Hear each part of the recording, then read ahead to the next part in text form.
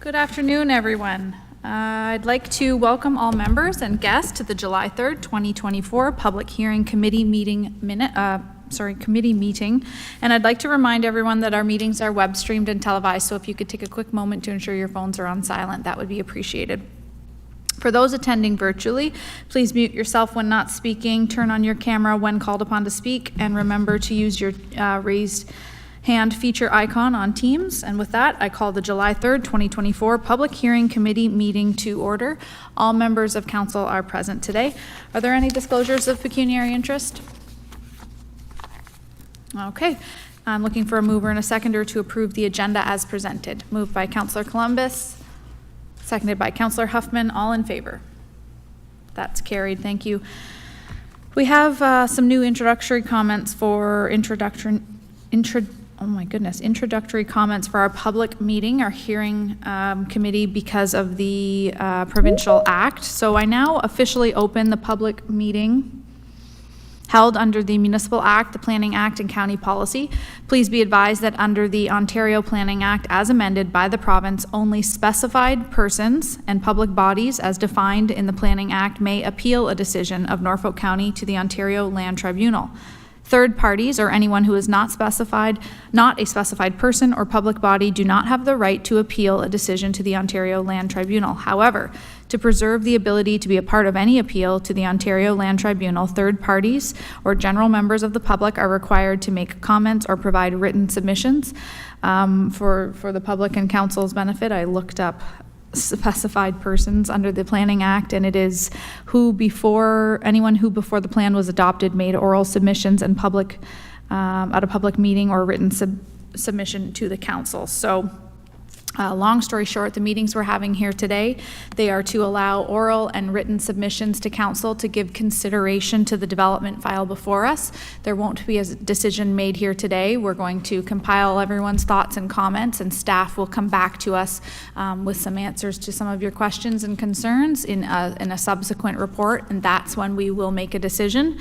And if you wish to appeal any future decision that is made, you must provide us with a written or an oral comment here today. Okay?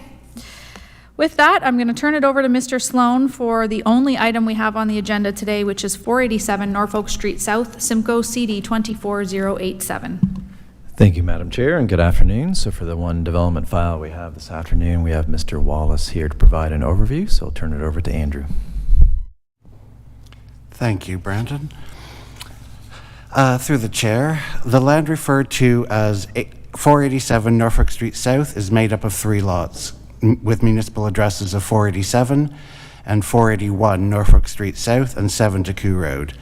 These have not yet been merged, but will need to be prior to any site plan process, or ideally prior to the recommendation report coming back to council. There are 3 detached dwellings on these sites, which will be demolished. It is located at the northeastern corner of the intersection of Norfolk Street South and Decoux Road. It is currently within the urban residential designation and is urban residential type 1 or R1B. And the combined lots are just under 1 hectare in area and contained fully within the urban boundaries of the town of Simcoe. Next slide. Oh, we haven't got the slides up, sorry. So if we go to the next slide, please, Kevin, thank you. The applicants seek both an official plan amendment and a zoning bylaw amendment to allow for the mixed commercial and residential use of the land. This is not included in the provisions of either the official plan nor the zoning bylaws. However, the official plan does allow for some minor commercial uses in urban residential designation. The current R1B zoning would not allow for any commercial uses apart from home occupations. Site-specific provision in the official plan would be necessary to allow the commercial uses and a higher residential density. And zoning for the land would need to be changed to residential, commercial, or CRB zoning to allow for the addition of the commercial uses. Also, an R1B does not allow for more than a 4-plex development. Special provision will be required to allow for the additional residential units.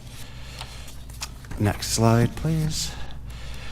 The subject lands have been in residential use for many years. whilst the applicants applied to have the zone changed to CBD, this is not common practice for a formerly residential site. This has been done recently for properties which are already commercial but want to add in a mixed use, for example, a number of them along the Queensway corridor, but not from existing residential uses. Retaining the urban residential designation along with amending the zoning of the sites allows for more control over the site in a more sensitive residential area in terms of commercial uses, parking requirements, etc. The agents were informed of this change. The draft bylaws may alter somewhat once the retail impact study has been submitted and reviewed, dependent upon the proposed commercial uses, but the proposed zoning is unlikely to alter.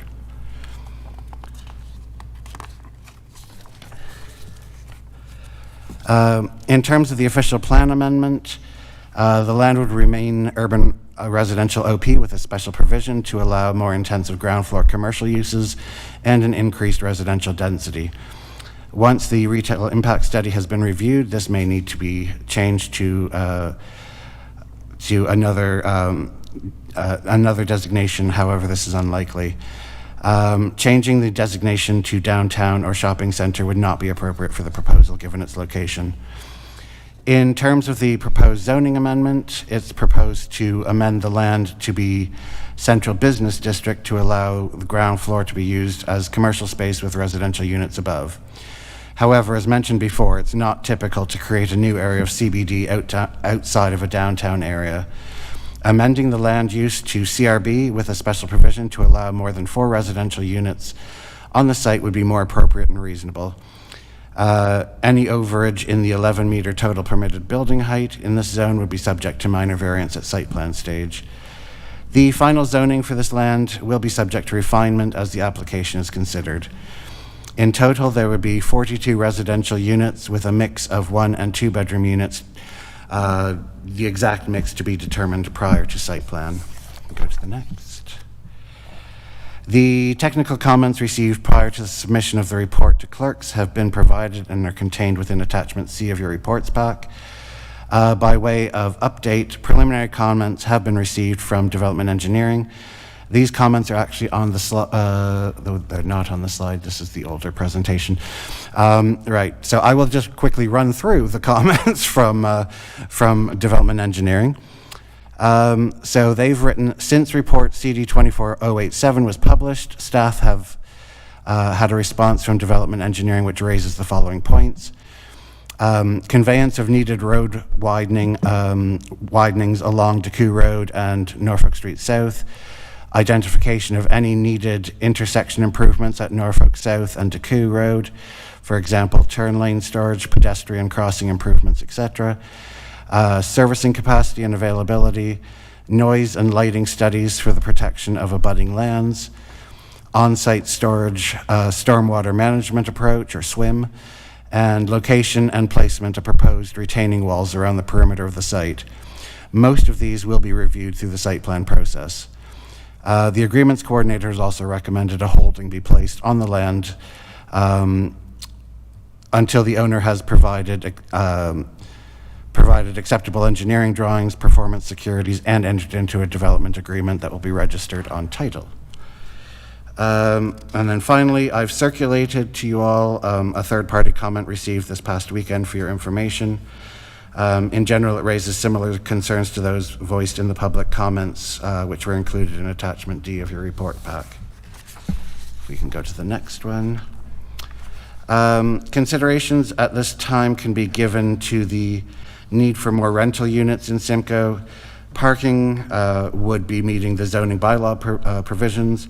However, potential traffic at the already challenging junction of Decoux Road and Norfolk Street South would be a significant consideration and would be fully addressed at site plan stage. And then the final slide, please. To conclude, the proposal is for both an official plan amendment and a zoning bylaw amendment to allow the construction of a mixed-use commercial and residential development within the urban residential designation and to change the use of the subject lands to residential commercial use. Staff recommend that staff report CD 24087 for ONP OPNPL, my apologies, 2024-111 and ZNPL 2024-131 be received for information, and that any comments received at this meeting shall be considered in the future recommendation staff report.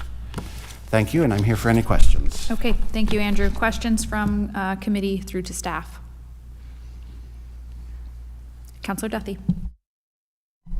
Thank you, Madam Mayor, and through you, Andrew, thanks for your report today. The development engineering comments, sorry, were they included in the package or not yet? Not yet. They're still under review, but they'll be with us shortly. We're hoping to bring this back because we're also missing the retail impact study. We're not likely to report this back to council until the September council meeting. So there is still some time to get that in. Okay.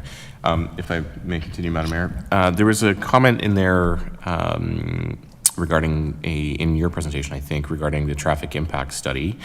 And for my own curiosity, really, does the traffic impact study, does it simply just look at sort of vehicle counts, or does it look at neighboring intersections, et cetera, the slope, the elevation, all those things that I'm assuming are likely to be included in some of the development engineering comments? But and I say that in that I get calls every other week about incidents at that intersection nearby. Through the chair, I think it might be best if we pass this over to Darnell to go into a little bit more detail about that. Thanks. Thank you. Through you, Madam Chair, to the councillor. Typically, a traffic impact study would only look at the traffic vehicle counts and the volumes of the turning movements, unless we specifically ask or highlight that there are other areas that should be addressed in the report. And in this case, I will be asking that additional things be looked at this intersection. Any other questions through to staff? Councillor Breton.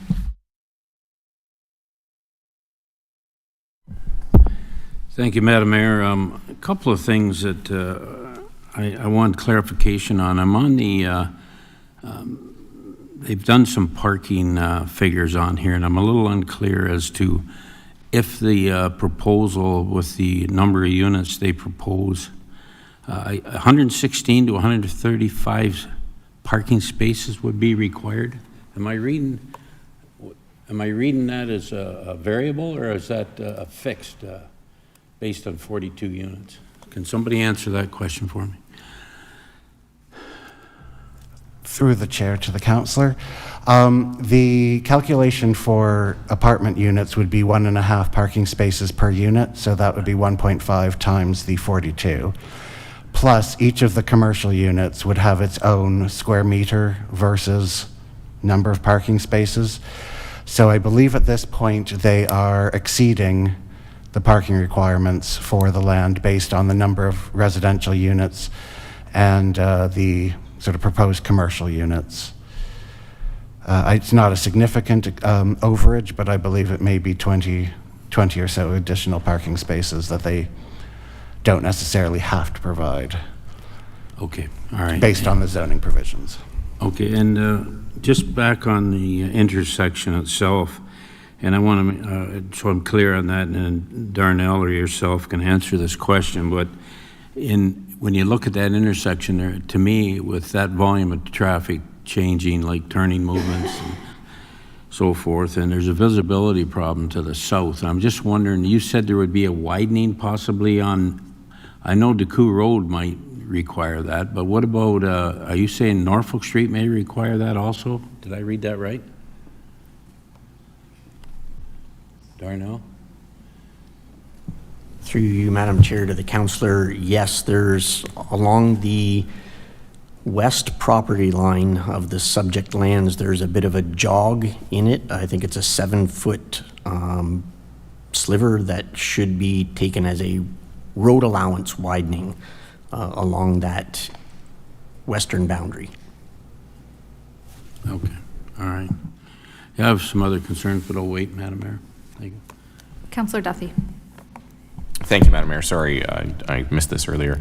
Mr. Wallace, am I understanding correctly, if I'm looking at the concept plan on page 4 of the presentation, the access, the driveway access is on Decoux Road 57 meters from Norfolk Street? Is that right? Through the mayor, that's what was shown on the drawings currently submitted, but we will be in discussions based on any conclusions in the traffic impact study and any other requirements perhaps required by development engineering to move it to the furthest edge of to the east. Right. So it's as far away from the junction as we can get it. It's also on a slope at that point, yeah. significantly, so. Exactly. So at this stage, it's I think for the OPA ZBA, we have to kind of look at it as a concept as opposed to a carved in stone proposal at this stage. Okay. Thank you. Go ahead. Yeah, I guess looking back at the CBD is a big change, but is it called CRB? You're saying that would have commercial space on the bottom floor, and we're waiting for a study on that. Am I correct? Yes, through the chair, we're waiting on a retail impact assessment to know partially what it is that they anticipate putting in there, because CRB has a finite number of uses within that class.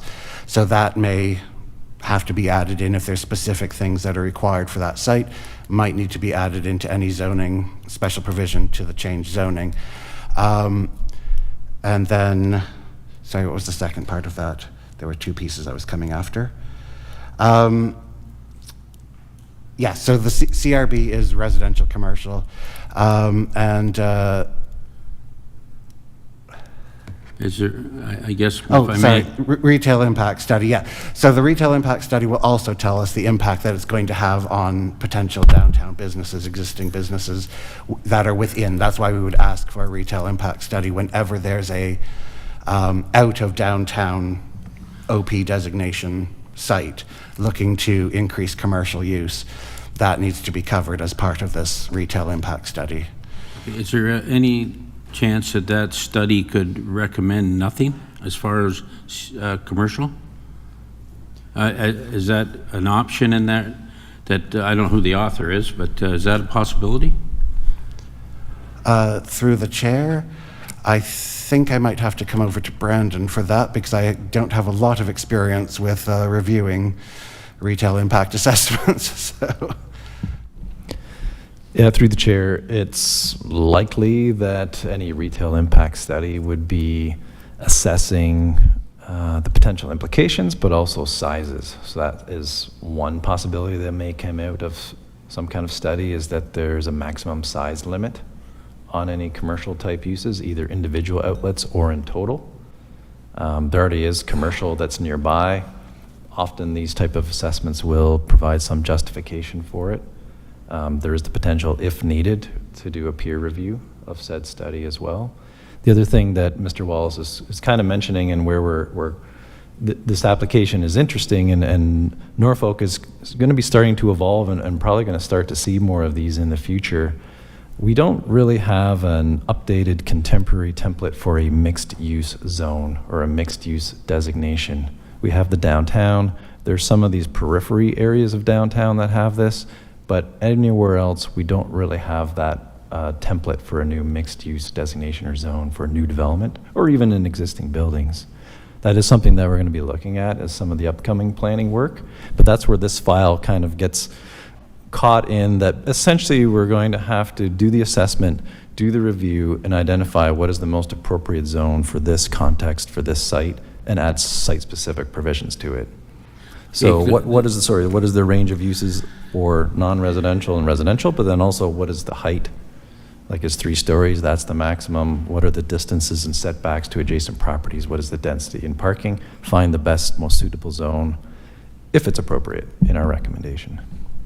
Okay, and does that study take in the entire, would a study like that, take in the entire, say, town of Simcoe, or would just what's in the immediate area?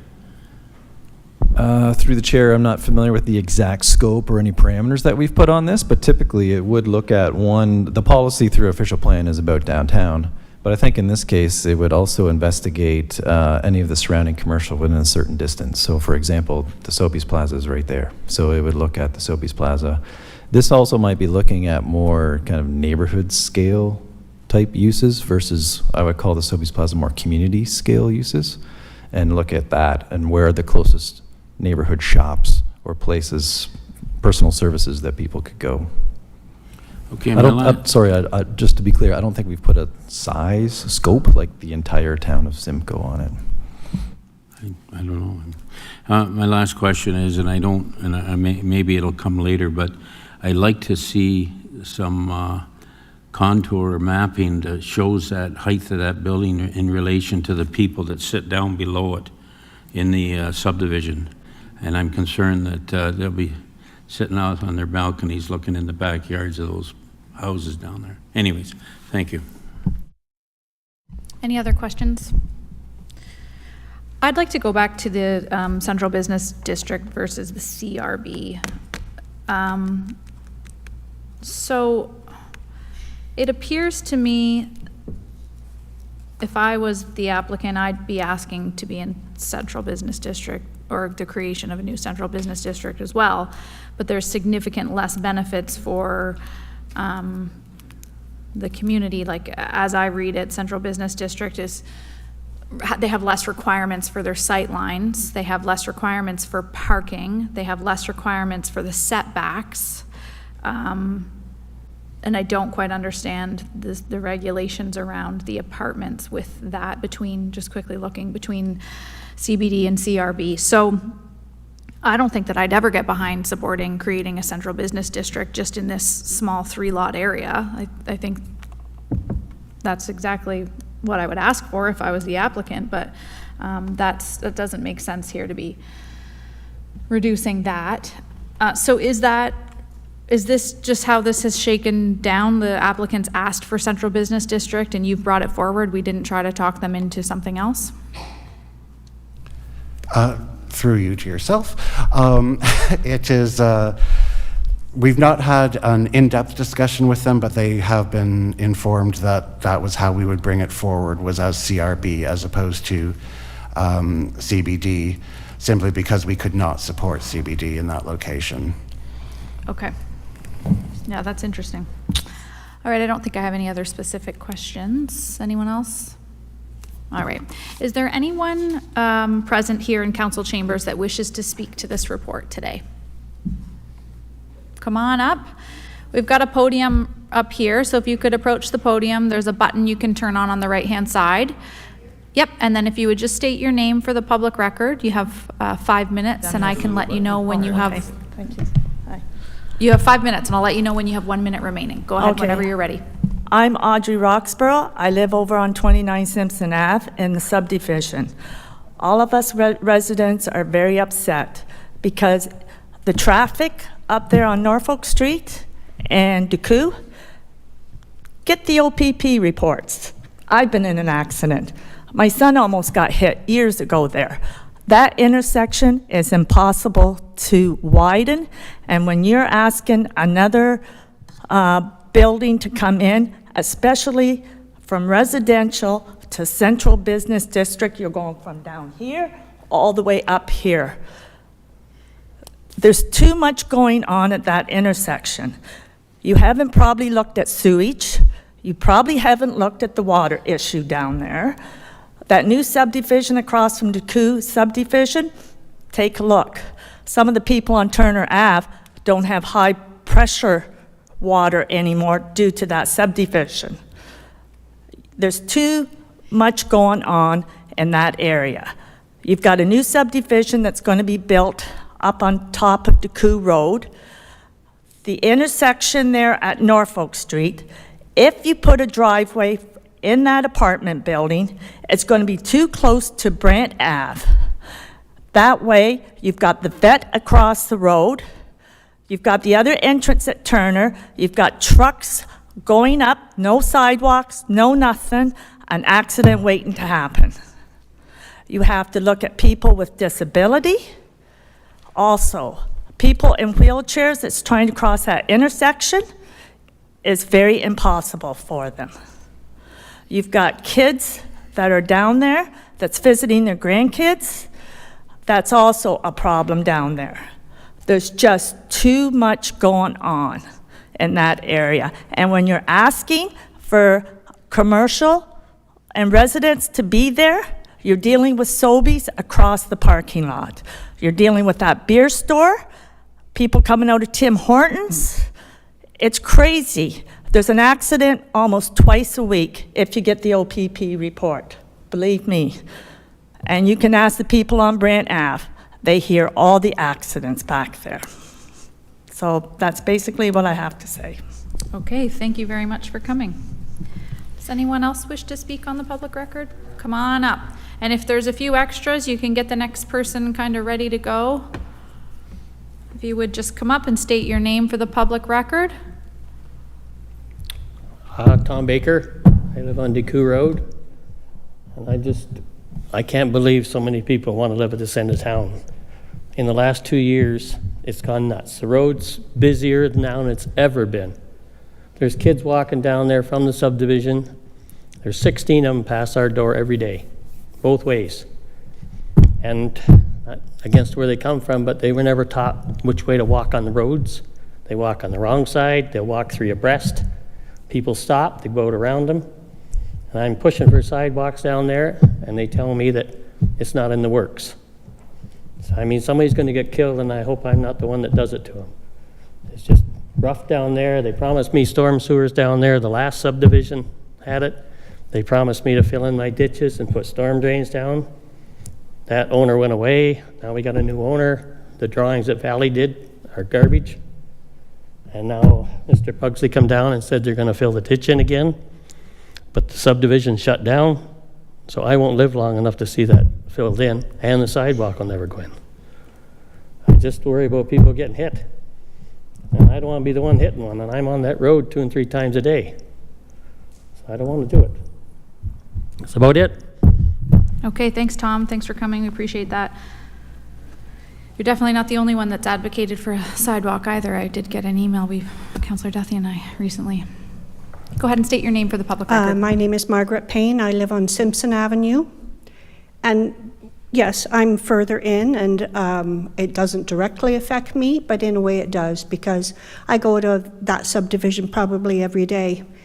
You're talking about putting in commercial property.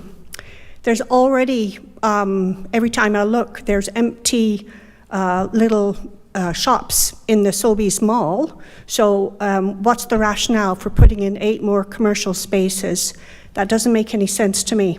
And I agree with the previous people that have talked about the number of accidents that we've had. There are many. It's a safety issue. And if you look, well, I'm sure you know, there's Wesleyan School just up the road. Lots of kids are walking around there. Again, it's an accident waiting to happen. This all worries me very much. And I think it was Councillor Bunton was talking about the land. That property sits higher than the people on Turner. That's going to really affect them. And again, I don't live on Turner, but a lot of my friends do. That's not fair to them. How's that going to be? What about noise? What about garbage? What about aesthetics? But the main thing is safety.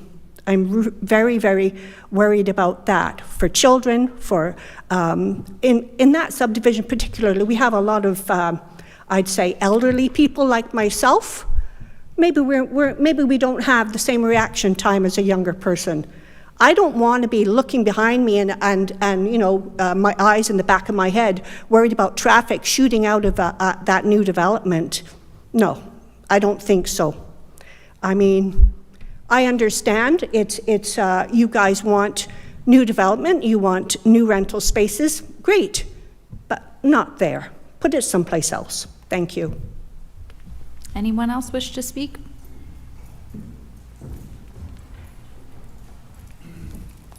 Good afternoon. I'm Richard. I live on 26 Turner. The new development is going to be, my house is right at the fence. And my biggest concern is, where's that water going to go? Is it going to come down on my property, flood me out? I already got enough water issues as it is. I don't need any more water issues, and I don't want a building to look at, especially when I got my own private little sanctuary there. That's all I need to say. Thank you. Thank you.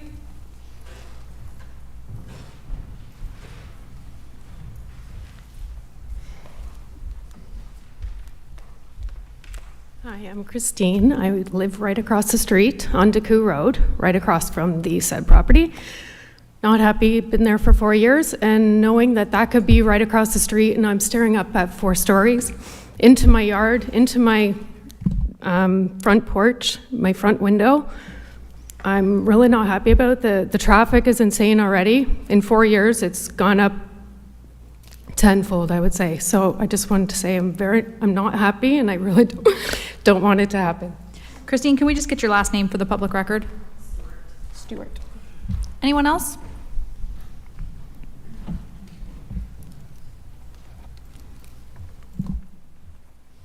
Hello. All right. I live. Sorry. I'm Justin Pimentel. I live on 22 Drive. I share much of the concerns already expressed. Water issues with the water runoff from the property is a concern. The traffic either going on that sloped that road or the other road is just.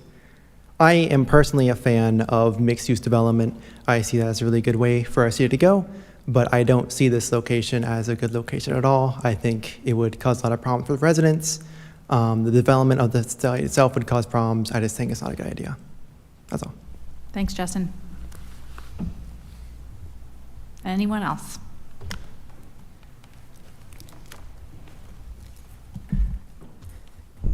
Robert Oakley, 35 Turner. It was already raised about the noise issue. I work in an environment where there's lots of noise. Depending upon the kind of study that you guys do, depending upon whoever this person that owns this property are doing it, you can fudge numbers to benefit them as opposed to us.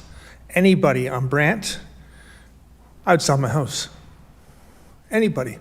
You're going to have noise, water problems, you name it. Plus the children that walk there, you're going to have to put sidewalks in at our expense. You want to widen the road. How are they going to turn in? Think about it. If you're going to turn left onto Decoux, put another lane in even, you're going to block traffic.